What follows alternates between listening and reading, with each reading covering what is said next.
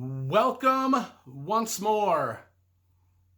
I am Brian Lee Durfee, author of The Forgetting Moon, The Blackest Heart, and The Lonesome Crown, all published by Simon & Schuster's Saga Press. Today we're going to be reviewing A Time for Mercy, John Grisham's newest thriller. I've been reading John Grisham ever since The Firm became a huge hit in the early 90s. I've been collecting his books ever since. I got 31 of them. This is my 31st John Grisham hardcover book. I lugged every one of them down the stairs from my library so I could show them to you. All here. I mean, you can see them. I'm a fan of this dude's writing. If you haven't found out by now, if you've watched some of my other John Grisham reviews, you'll know I'm a fan. And why the hell would I buy 31 of his books? Okay, let me settle down here. Straighten out. Let's get this review going. Time for Mercy. You can read it as a standalone, but you'd be better off reading A Time to Kill, because that's the first book that he wrote about the lawyer Jake Brigance. And then you can read Sycamore Row, which is the second book that John Grisham wrote about the lawyer Jake Brigance. And this is the third in the Jake Brigance trilogy. I'm telling you, man, it is super awesome. Just from the beginning, I mean, just the cover. I talk a lot about cover design and stuff here. I have always thought the publishers of John Grisham's books have just done an elegant job with all of the covers. I think they are great. I always appreciate it when publishers take their time to get it right. And of course, on a John Grisham book, they are, because, I mean, the budget's probably like, gazillions of dollars, so they can hire the best of the best. And they do. Good for them. Good for Grisham, because these are good books and they deserve it. Jake Brigance. All right, let's see how this thing starts out.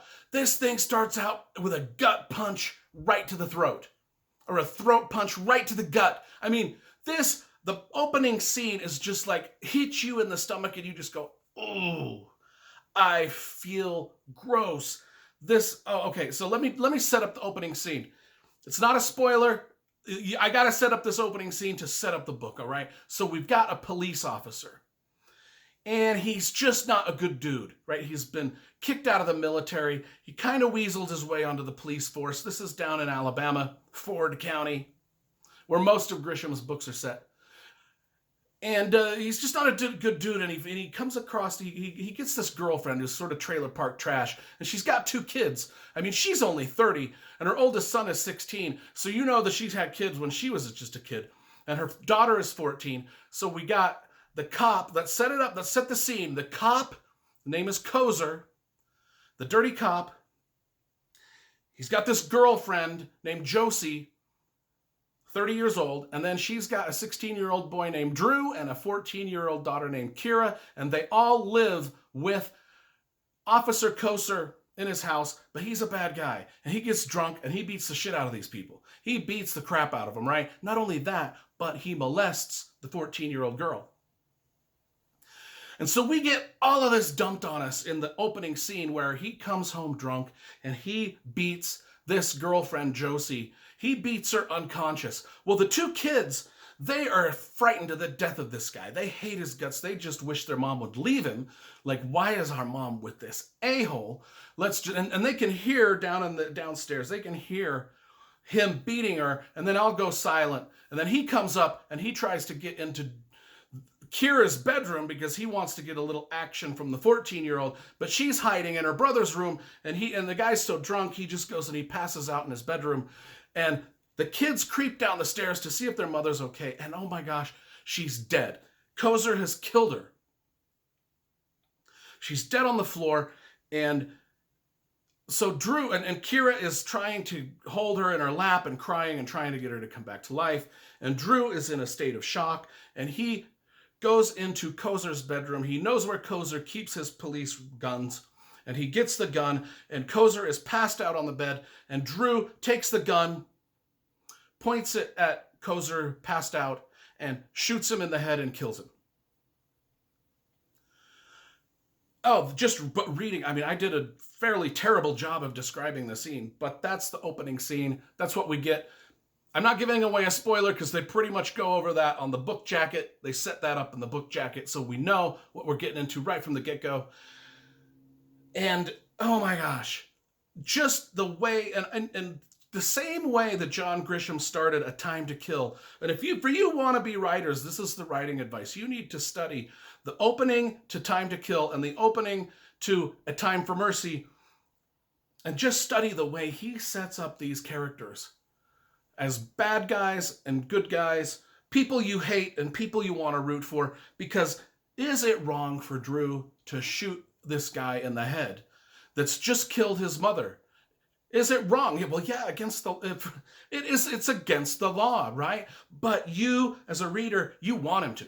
You want him to get rid of this ass. You know that everybody's life on the planet will be better if this jackass is dead and no longer existing. You just know it because he's a dirty cop. He's a wife beater, a girlfriend beater, a child molester. He's got to go. And the kid shoots him. And that's our setup. That's our plot. Now our lawyer hero, Mr. Jake Brigance, has to come in and defend this kid against the murder charges.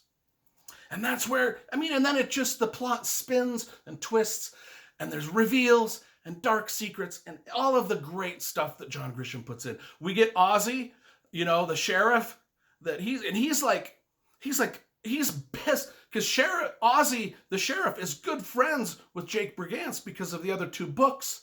We get to see their friendship, and now Jake Brigance is defending the kid that murdered one of his cops, and Ozzy's like, this was a good cop. Ozzy has been told that this is a good cop. Meanwhile, the other cops, they're like, well, no, he really wasn't a good cop. He was kind of a douchebag.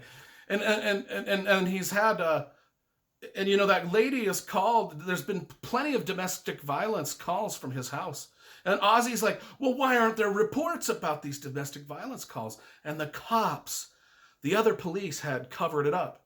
They didn't want their buddy to get fired for domestic violence. So all of those times that Josie had called, and all of those times that the kids had called and said, hey, Kozer is beating up my mom, or when Josie called and said, hey, Cozy's beating me up, the cops showed up. They never wrote a report, so it wasn't written down. It never happened, right? And Sheriff Ozzy is like, how can this happen? How can my police force, who I loved and trusted every one of these guys, cover up for this dude who's been just a bad apple the whole time and nobody knew because it's just been covered up?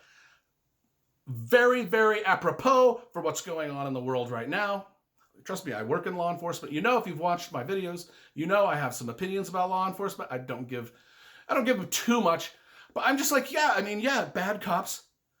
Good cops shouldn't cover for bad cops. It's just the way it is. But, I've seen it happen.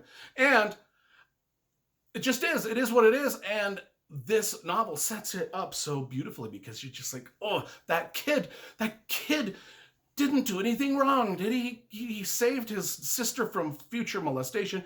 He saved his mother. Well, the twist in the story is, and this is also on the jacket flap, so I'm not giving a spoiler away. The twist in the story is, well, Kozer beat Josie, and she was unconscious. She wasn't dead. The kids thought she was dead, so she actually wasn't dead. She's just knocked out. And so now the kid's like, everybody's like, well, the guy, Kozer, didn't even kill the woman. And so why is this kid? So it just gets, your heart pounds, your heart pumps because you want to root for the kid, but you also know he's done something wrong, right?